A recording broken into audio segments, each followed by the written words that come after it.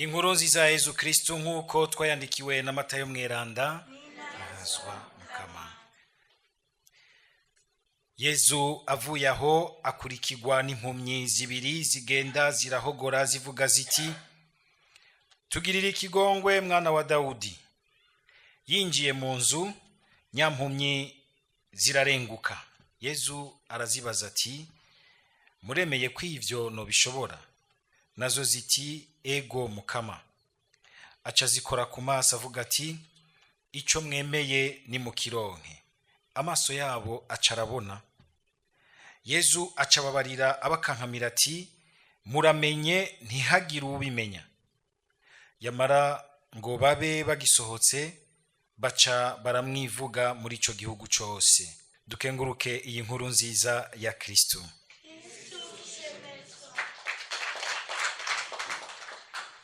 Tuzirikane aya majambo y'Imana abandanya dufasha kumva umuzirikanyi uduherekeza, umuzirikanyi twogira utuvyaramwe igihagararo kijanye neza n'iki gihe c'ubushikiro bwa Noeli.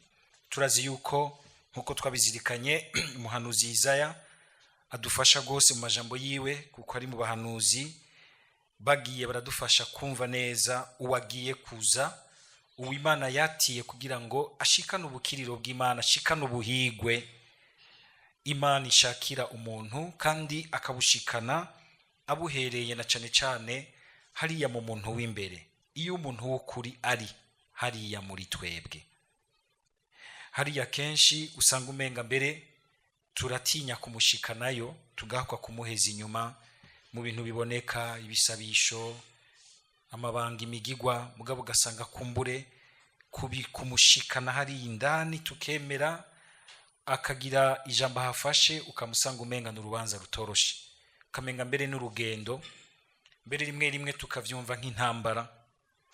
Ukabona yuko umuntu w'imbere bishobora gushika agahuma, ushobora gusanga mbere akanuye amaso, yaturumbuye amaso, ariko vy'ukuri atabona.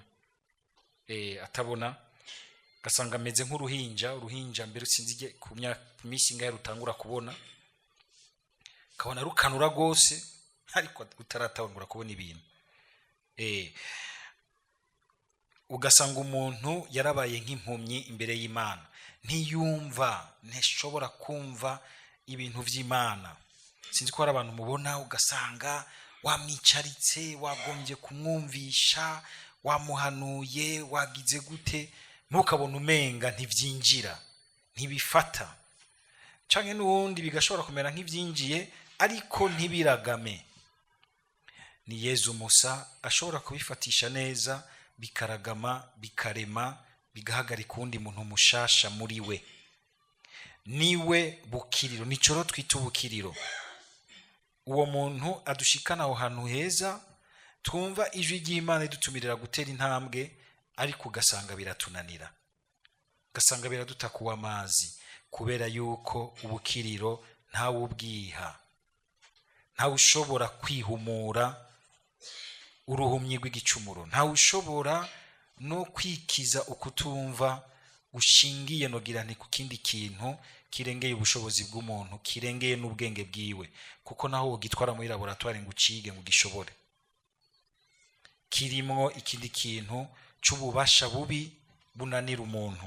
Nico gituma yamanutse akaza abahanuzi nka Isaya akavyumva hakiri kare ko vy'ukuri bikenewe ko Imana ishika ikaba ariyo yirokorera abayo.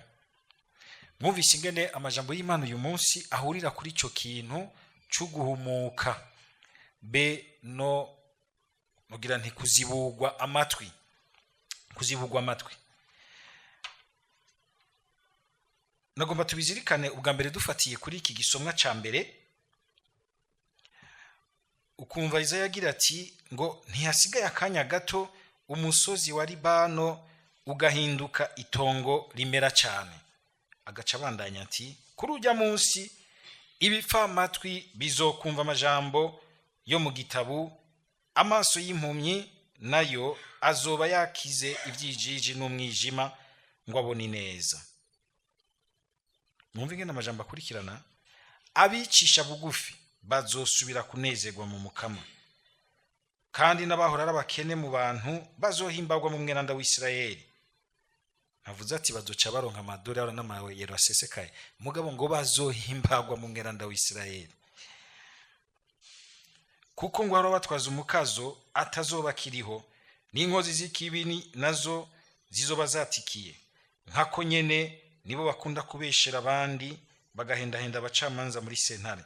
Murumvise ingene ubwa mbere atanguye kuvuga ingene ivyaremwe bihinduka kubera umuntu yakanuye. Nayo umuntu kugira ngo akanure bikamusaba kugira umutima uciye bugufi, bikamusaba kugira umutima uciye bugufi. Izaya ariko aratwumvisha ingene kugira ngo natwe dushobore guhumuka, dushobore gukira ibintu bimwe bimwe wamusanga umenga birazingamika umuntu, bisaba guca bugufi. Niwumva hari ikintu cy'ubukiri rudashikako canke n'uwundi washaka ko yoshikira ubukiri unaburi ukumva umenga ntabushikako, saba ubwa mbere umutima wo guca bugufi, umutima wo kureka Imana igaheza yo nyene ikaba ari yidutwara, ikaba ariyo idusigurira, ikaba ariyo iza iratwereka ku nzira y'ubuzima bwacu. Hari ukungene abantu bari mu Imana usanga babona ibintu kuko bahumuwe n'Imana, ugasanga hari ukungene bumva ibintu kuko bazibuwe amatwi n'Imana. Ibintu tugashobora kuba tubibamwo twese ari bimwe, mugabo ugasanga ntitubigiramwo igihagararo kimwe, ntitubisigura kumwe, ntitubibamwo kumwe, kuko tudasangiye umutima umwe, bivanye n'ukungene dufise igihagararo c'umuntu w'imbere azi kumviriza Imana canke azi kubona ingene Imana iriko irakora mu buzima bw'abantu.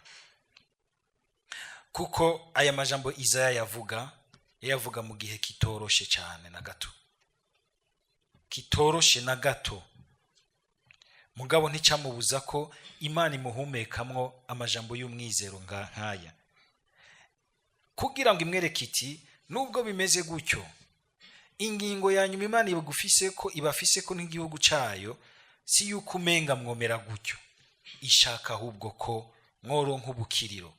Kumwe Imana ituma n'umuhanuzi Izaya ati ivyipfuzo ndabafise ko si ivyipfuzo vyo kumererwa nabi, ahubwo ni ivyipfuzo vyo gutunganirwa no kumererwa neza.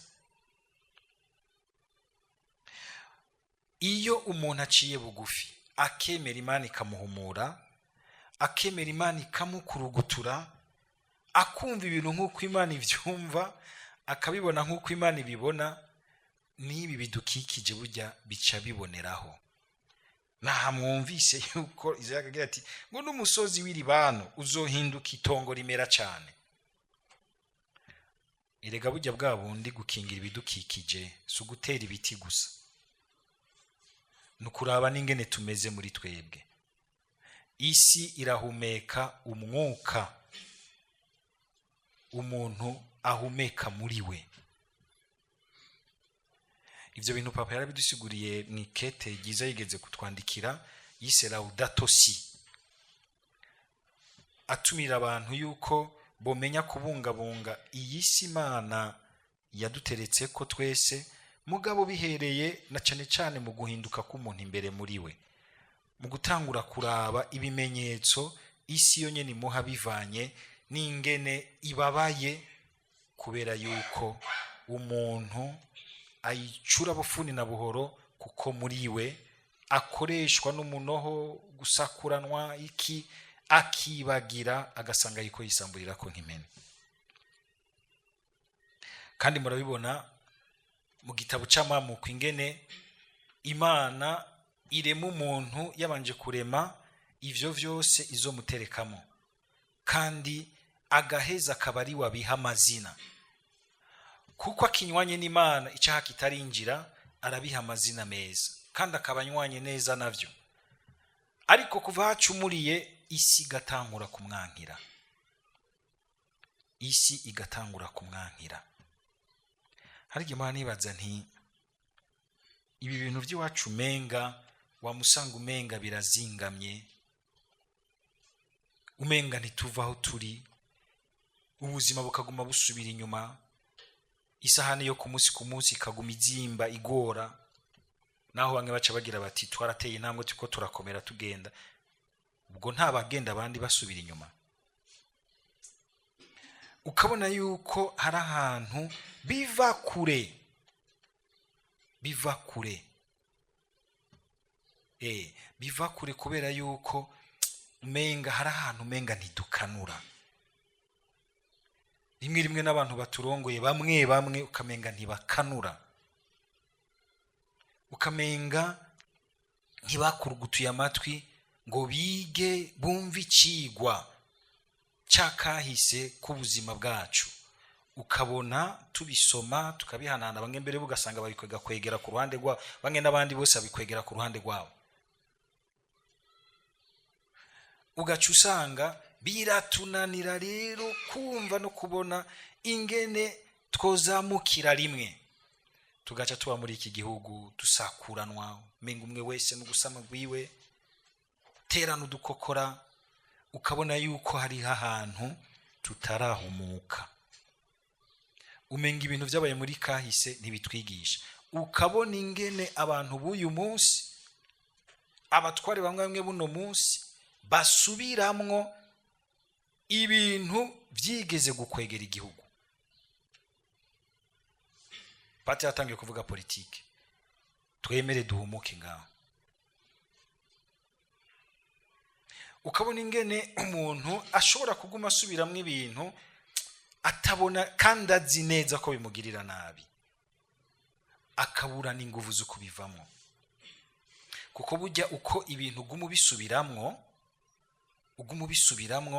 niko bikurya inguvu. Iyo ari bibi birakurya inguvu, hakagera igihe ukabura ressource, inkomezi zo gushobora kuvomamwo ngo ugire kimwe twita resilience, wigarure ugaruke, hagasigara hakenewe igitangaro. Kandi ibyo bitangara Imana irabikora.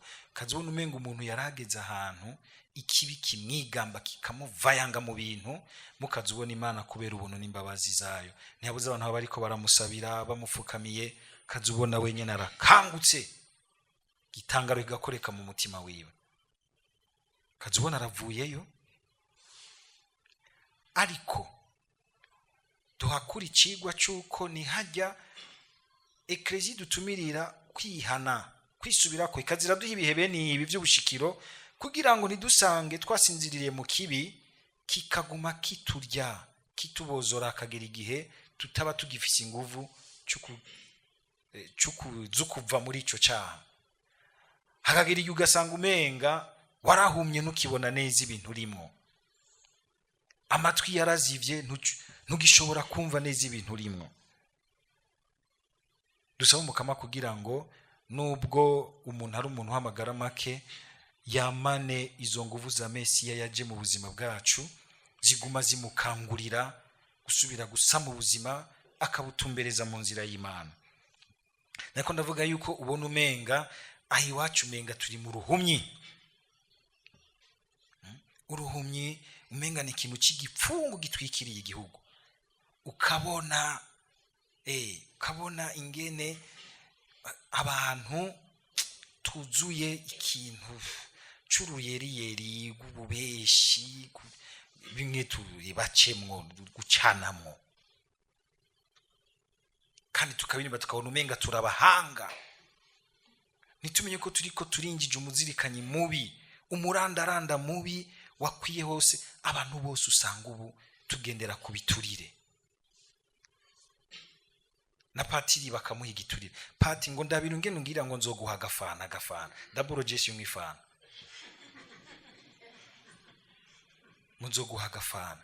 Ubasige batanga igiturire special, ugasanga bamenye konte yawe, babaye baragishira ko kare ngo mbengo naco wabonye, ngo rarabijya dossier uyirabe ngene uyira. Abacamanza rero mwumvise ingene umukama bagarukako mu nkako nyene, nibo bakunda kubeshera abandi, bagahenda abacamanza muri sentare.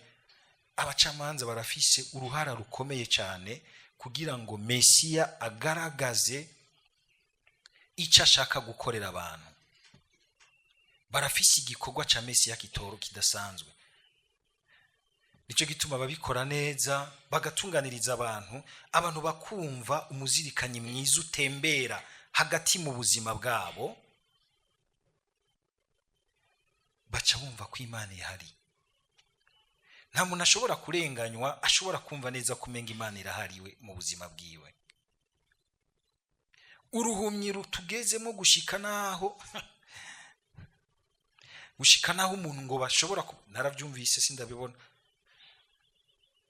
umuntu bashobora kumucira urubanza rwo kuva mu gasho, mugabo kugira ngo ave mu gasho ngo sati tanga igituro kugira ngo tugukureyo, tagitanze ugumayo kandi urubanza yararutsinze. Ivyo bintu murumva ingene bibabaje. Hama ngo Imana yoduhezagira.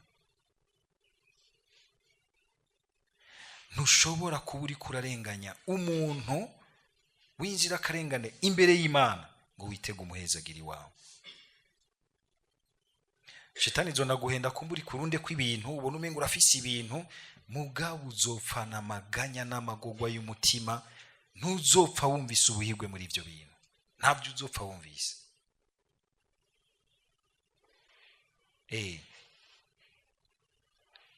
Nakaryo keza kugira ngo Mesiya nitumuheze gusa mu bintu spirituel, kuko Imana yivuze kenshi ikintu spirituel ikirungika abantu dans le social, ingene babana, ingene yo bavuze ubucamanza ntitubone gusa bujya bucamanza bwo muri sentare, ingene dufatana hagati yacu, ko tumenya kugira imigenderanire itunganye hagati yacu, ukarenganya uwundi kuko uzugira uti ntafise ahavugira,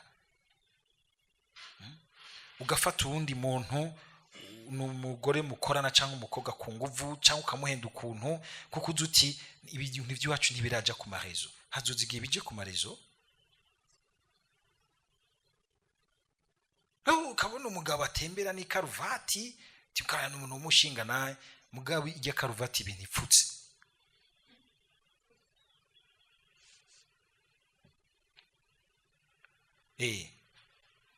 Imana ivuze amajambo sayo kuguma mu byo muri mwaramutse Mariya, haninahazwe, mashapure ya mutima mweranda, wabarindwa Bikira Mariya, bitamanuka ngo bikorere dans le social, mu buzima bwa misi yose. Ukabona umuntu amerewe nabi na umerewe neza ukamenga naco bikubwiye, hamugacuza kuvuga ngo turindiriye umukiza. Aho muri ubwo buzima umurindiriye gute? Nibibazo bikomeye. Imana iritwararitse gose ubwo buzima bwo ngaho hanze. Nta muca mwumva rero ngo bagahenda abacamanza, biriya bintu bibera mu masentare. Imana irabiraba hamwe ikumva iti ndahimbawe n'ingene batunganirije abantu, ariko ikumva yuko ibabaye, na cane cane igihe tuca tuvayo tukaza kuyihenda. Ugashobora kuza no gutanga iki-envelope kwa patiri uti natsinze gwa rubanza, icaro mbwire warutsinze gute, gwagenze gute? Urumva ngo nararugofeye pati, ayo mahera yawe usubiza hariya, nta shikanwa ririmo. Imana yampezagiye, yaguhezagiye he? Wivye wakandamije uwundi, wakoromfye ubutungane, wabwinjijemwo umugera mubi, wazingamitse ingingo nziza itunganiriza abandi, wayizingamitse muyiteramira kubw'abandi, ubu urahejeje kuzingamika umuzirikanyi yiwe, urahejeje kuhuma, urahejeje kuziba umutima wiwe. Gaca bibaza uti jewe ndi gihangana. Ubushikiro bushika ngaho, ntitubuheze mu byo mwisakrisiya mwisengero kwa patiri, bumanuke hariya mu buzima bwacu bwa misi yose. Ingene twihanganiranira, ingene tugira ko iwundi Mesiya yohashika, kumva ko Mesiya yashitiwe, hari ikintu amutambukije kijanye n'ubuhigwe bwo kubaho bwa misi yose, gutunganirwa, kuroranirwa, akumva ko ari ahantu ahumeka neza. Meruka muri ivyo bihugu vyo hanze tuvuga ngo n'abapagani, mugabo hari ibintu batunganyemwo gose, ukagenda ugira uti iki kintu nagenda gusaba service nga ndazi ko ndakironka neza. Ahandi uzibona umuntu agukebereza ahantu ati mbwira neza rero irindi jambo ufise niri ukibaza uti ibi bitwiti kandi twe dusenga. Numva ko arakamara amazi umupagani ugasanga aratunganya ibintu neza, ariko twe dusenga umukomye ngo none pati ngushaka ngo tubeho gute, abandi babayeho gute. Ukabona umuntu iyo hageze amafaranga umenga cababwababwara arebagiranwa umenga ntakuma hamwe buryo ukamenga catangura kuravya indimi umenga ni ya ntama igenda kwa patiri kwirega naramazi intama z'abandi ikaza mu izindi ziciye ngaho iti nyarukiriza pati ziransize hariya.